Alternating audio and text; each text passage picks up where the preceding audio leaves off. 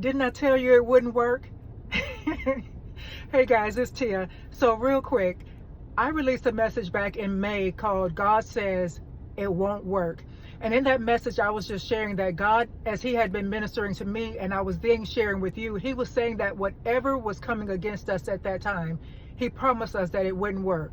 And that message was based on Isaiah 54:17, where God says that no weapon formed against you shall prosper. But here's the awesome thing. In my quiet time this morning, when God had me look back over this year, and he reminded me of that message, and his message, his word to me was, Katirio, did not tell you that it wouldn't work. Because here's the thing, when you're in the thick of it, when you're in the circumstance or whatever it is that you're facing, by faith, you're trusting God, but you're really not seeing how things are going to work out because you're seeing your circumstances, you're seeing what's being done to you, and it's hard to see how that thing is not prospering. But on December 31st, 2024, as I look back over this year and I look at that specific situation that the Lord was speaking to me about, I can say with no uncertainties that it did not work. And one thing that I mentioned in that particular message is that God never said that the weapon wouldn't be formed, but he said it wouldn't prosper.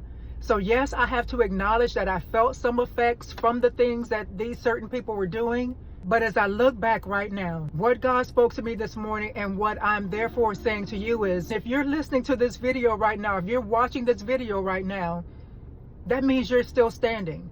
That means that whatever your enemies were trying to do, even though you felt the residual effects of it, all that they had planned did not work. Because the truth is, whether you realize it or not, what they had planned for you was a lot worse than you can ever imagine. But our Father, the God of heaven, blocked a lot of the things that they wanted to do. But he allowed just enough of the residual effects to hit you so that he could use it for whatever he was doing in your life. So just like I mentioned in a previous video, the things that God allowed me to experience this year coming from the hands of someone else taught me how to fight. And I'm not talking about putting up hands.